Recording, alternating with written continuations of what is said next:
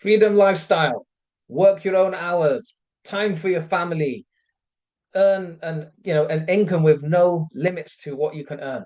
These are the reasons which are peddled and which are promoted by business gurus, by influencers. And look, I'll be honest, I talk about the same thing. I'm an entrepreneur myself. I chose to leave what I've called in the past wage slavery, and I've entered the entrepreneurial world. And alhamdulillah, I've hit 5 years. Alhamdulillah, I've reached 5 years. Many businesses don't even last up till 5 years. Alhamdulillah, I'm still going strong. And so, for that reason, I think it's a good time to address some myths about this, right? Some myths about business. I think we hear too much about the upside and not enough about the potential downside. And as a high performance coach, I would say 80% of the clients I work with, they have a dream of setting up a side business or a consultancy, right? It's a very, very common trend I've noticed. Okay. And I'm in that unique position. I do business coaching as well. In 1 year alone, £70,000 of my revenue was through business coaching. So it is a considerable part of my business. And yet, I also coach many people who, through the coaching, I've helped them get clarity that actually business is not right for them. That actually the 9 to 5 is absolutely fine. And we often hear that, look, to be a great Muslim, to fulfill your potential, to provide a legacy, right? You you need to have your own business, right? Now, if we just think about that logically, just at that one point alone, right? What about all the policemen, right? What about all the doctors who've gone to Gaza, right? I've been seeing some kind of heroic tales of doctors, right? Imagine if we didn't have doctors. Imagine if we didn't have teachers. Imagine if we didn't have postmen, right? So all these incredible professionals, are they not contributing to the ummah, right? So sometimes, we have to kind of just give a rain check to these fantasies and recognize that working a 9 to 5, being employed can absolutely be fundamental to serving the ummah, right? And look, most of you watching this, you're already in senior positions, you're already established, and I get it. Look, I've been in the city, right? I've been in magic circle firms like Freshfield, Brookhouse, Doringa, huge corporate offices.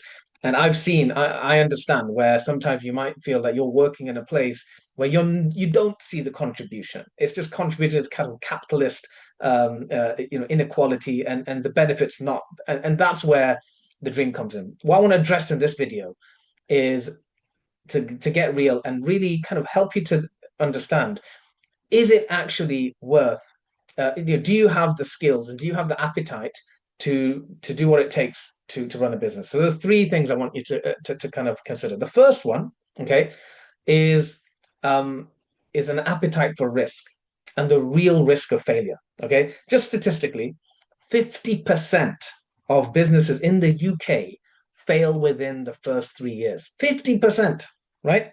And look, in my own, I can look at this in my own life, right? My first, I launched a time management business back in 2010, right? I think it was 20, no, 2009, 2009. It only lasted a year when I was like kind of really seeing if it could work. After 1 year, I was like, this is not making much money, right? Tutoring, that lasted a lot longer, but I recognize that this is not going to kind of, and I even kind of got my wife to carry it on when I went into coaching. Again, that lasted, in a proper endeavor, maybe around 3 years, right? So I myself have a few, you could say, failed business attempts, right? Um, and so this is a real reality.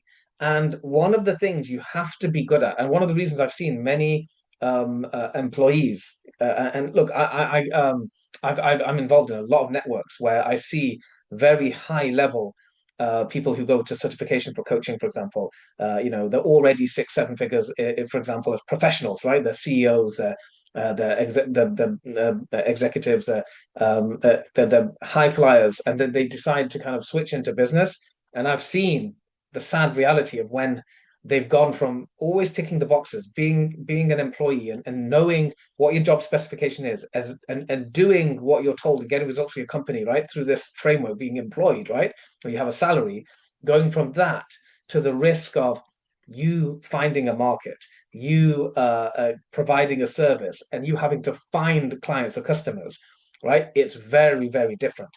and you have to have an appetite of risk, an appetite for failure, because very, very rarely will you get it right the first time. It takes iteration after iteration after iteration. So that's the first thing. And that type of uncertainty, right?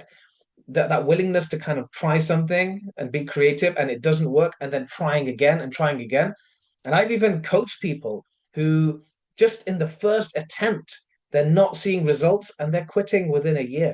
They're having doubts within months, right? So if you don't have that appetite for risk, if you don't have that appetite for failure, you don't have that appetite for I'm just going to keep trying and experimenting, then honestly, the security and the predictability of being in a job might be better for you. That's number one. Okay. I hope this is useful, right? So please do comment below the video, whether you're watching this on YouTube or LinkedIn or Facebook. Just comment below, whatever's resonating with you right now.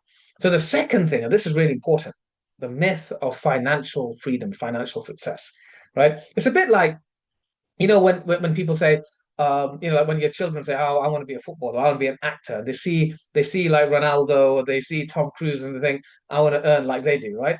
And what they don't realize is that they're looking at the 1%. That's like every entrepreneur saying, "I'm going to be Bill Gates, I'm going to be Elon Musk," right? It's not the reality, right? The reality is, and that's why when you're going into something, you've got to understand what's the reality, what's the norm, what's the average, and am I willing to kind of be part of the average initially, and yeah, hopefully break through that, right? But the averages, what are the averages? Here's a cold fact. In the first 5 years, most entrepreneurs earn just 30 to 60K annually. And here's another hard truth, right?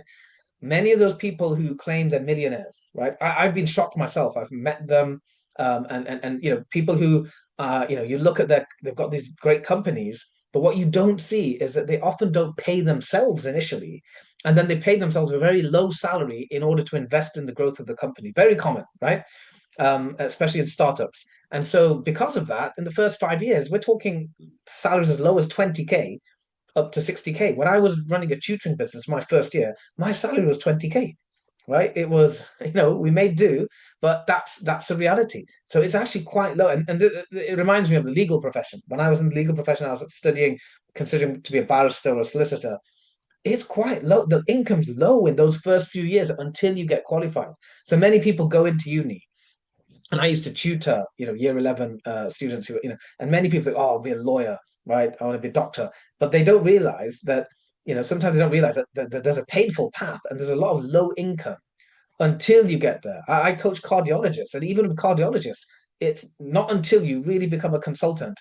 And, there's a lot of hardship and there's a lot of low income on the way, right? And so, same thing in entrepreneurship. It's not, think about the people who own these takeaways, right? If you look at the capital costs involved and the salaries and the wages paid, what you get left with at the end is not that glamorous, right? In the first 5 years. So this is very, very important to understand.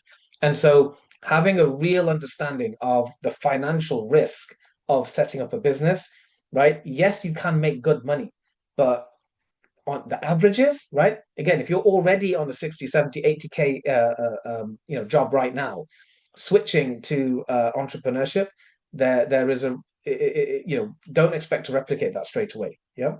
So that's number two. Now, three, and this is the biggest myth, I think, right?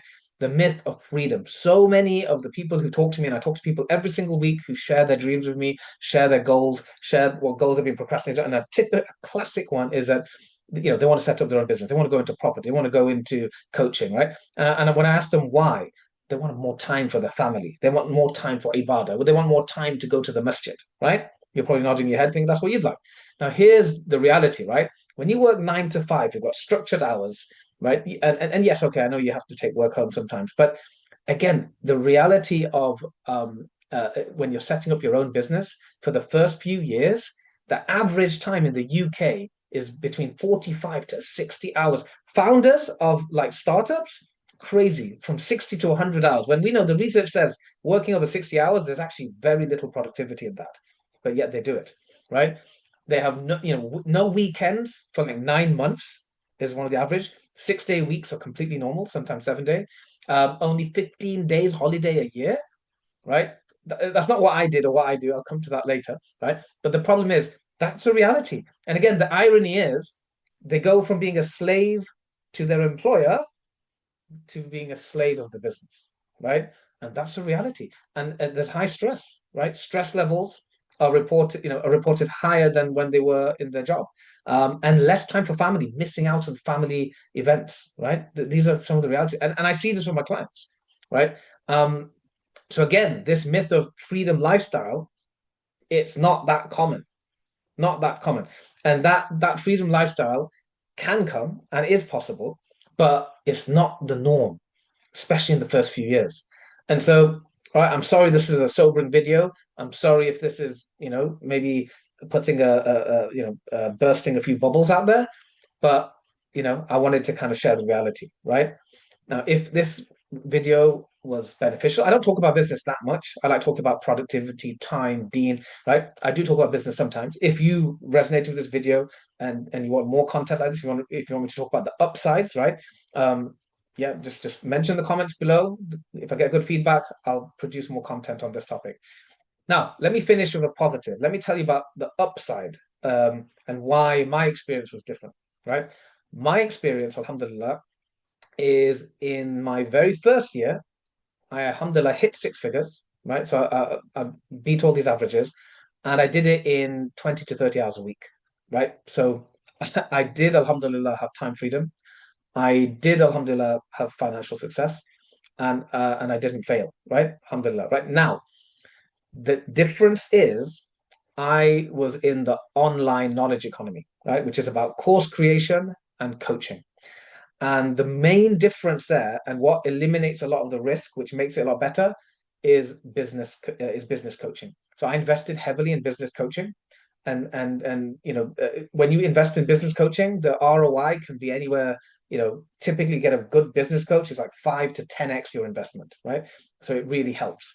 And in that sector, that's where a lot of the freedom, and a lot of the people who do preach freedom lifestyle and really are having freedom lifestyle, and many of their clients are achieving freedom lifestyle, that's often where they've had that success. It's in the online space, online course creation or online coaching, and that's a very exciting sector. If you want to learn more about that, if you want more content about that, let me know in the comments and I'll produce more. But anyway, in conclusion, right, the dark side of business, right? There's a lot of unpredictability. There's a lot of risk, even with income, even when you're successful, right? Even at my level and people that higher than me, there are lots of ups and downs, right? You'll have, I regularly every year will have 2, sometimes 3 months of very low income, and then suddenly a big boost. And that's stressful because it's quite hard until yeah, yes, ideally you have systems in place which will make it very predictable, but it's not easy. And I know multi-million pound businesses where they will have very dry months and suddenly up, and right, you have ups and downs. And like I said, there's benefits to this, it teaches you to walk. But that's the first myth. There's a lot of risk. You have to have an appetite for risk, and you have to have an appetite for not knowing, being good with, like, you don't know when your next paycheck's coming, right? It's going to be ups and downs, right? Secondly, the myth of freedom. There's a lot of hard work, a lot of hard work, and typically at the beginning stage, depending what sector you're in, you could be you'll be working weekends, you'll have less holidays, right? So there's a lot of sacrifice. And thirdly, the financial success does not come early on, right? You have to be willing to grit your teeth through quite a bit of hardship, right? And you look at some of the biggest founders out there, whether it's Jeff Bezos, and you remember, look at them in their early days, right? People see them now and they forget the journey they went on, right? The shortcut, the upside, I ended on with a bit of hope, is the online course and coaching sector. There are a lot of opportunities, but only if you get good, solid coaching.